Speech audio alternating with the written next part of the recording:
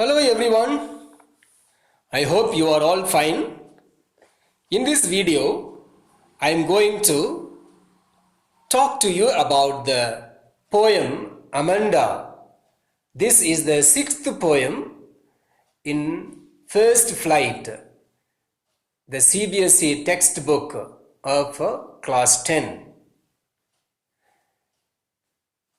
First, let me tell you about the poem. Before I proceed to explain line by line, stanza wise, let me explain about the poem. Let me tell you a few things about the poem.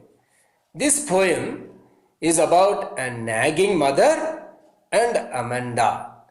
The mother is pointing out the mistakes of Amanda constantly. And Amanda is bored, Amanda is irritated, Amanda is fed up. Okay? And Amanda does not want her mother to point out her mistakes constantly. This takes place when you are young, maybe when you are 7 years old or 6 or between the age of 7 to 12 or 13, or sometimes it can also up to 15 or 18 or 19. When you are constantly told about how you should behave, what you should do by your parents, it can be your mother or father, you get irritated. You feel so bad. You sometimes feel as if you should not have been born there in that family because of the nagging attitude, because of the oppression of the parents. They keep on telling you to do this, to do that, and not to do it, and stop doing, never do it. And so, such things irritate you when you are so young. Though it is out of love, the way it is taken by the child is not as intended by the person who is involved. It is out of love by the parents, that is their intention, but the way it comes forward to the children is much different. Okay, now let's go through this poem line by line and let me explain it to you.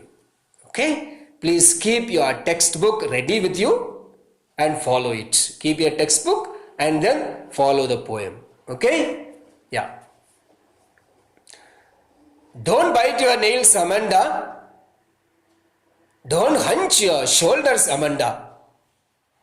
Stop that slouching and sit up straight, Amanda. There is a languid emerald sea where the sole inhabitant is me, a mermaid, drifting blissfully. Okay.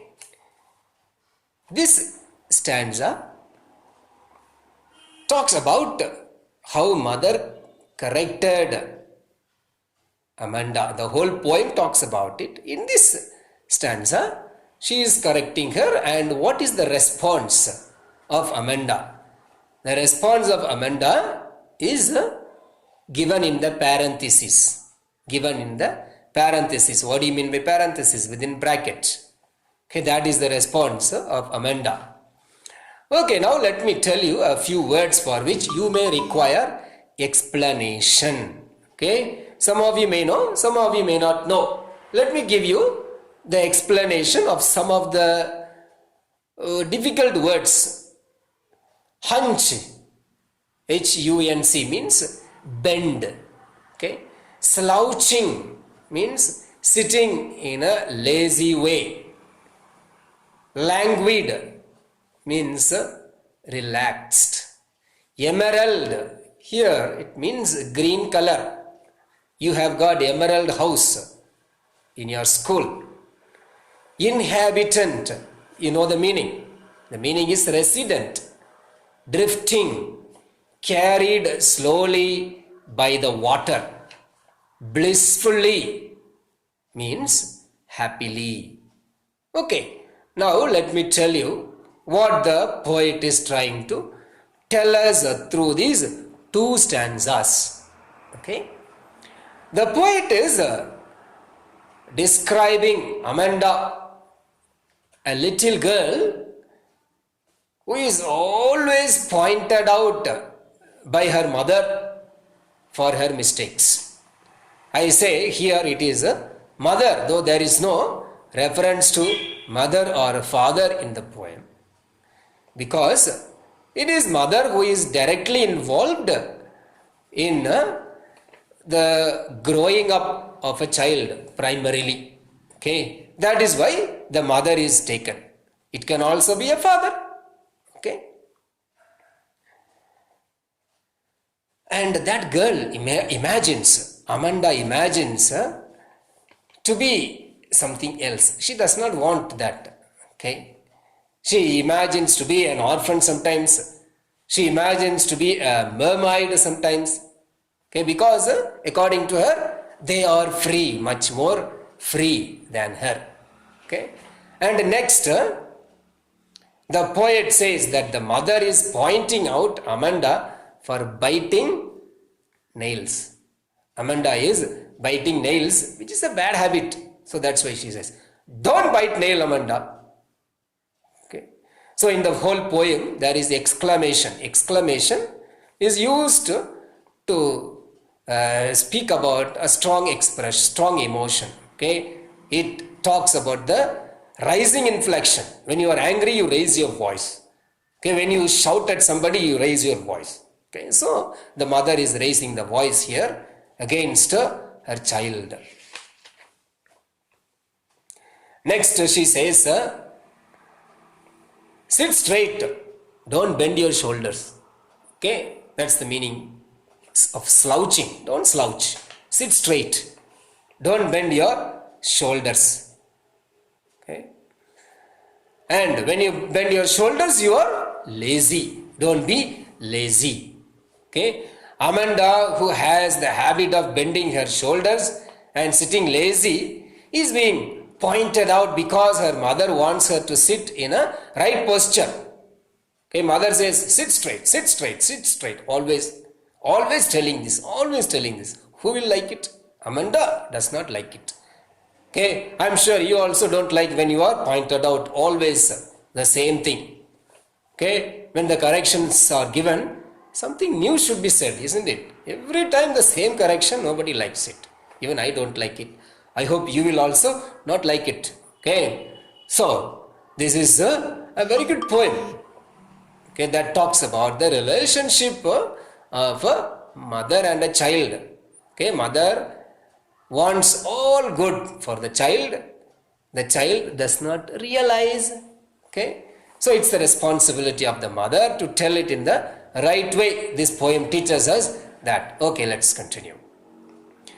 She imagines, after the mother has said this, she imagines, okay, it is given in the parenthesis, to be a mermaid, okay, who is alone there in the sea and leads her life in a very relaxing way. She thinks as if she is a mermaid. Mermaid is in the sea, and she also thinks that she is a mermaid and she wants to be there in the sea, all alone in the ocean.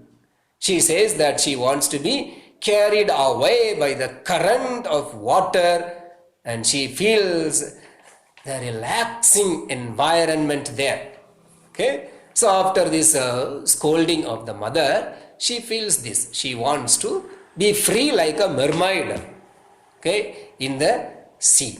Now let me also tell you a few literary devices you have got in this stanza. You have got assonance. Assonance, you all know, it's the repetition of vowel sound. Okay, O sound is repeated. Don't.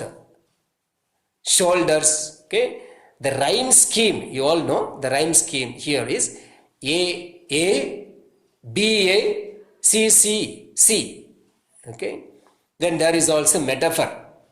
Okay, where is metaphor? It's the use of emerald. Okay, use of the word emerald.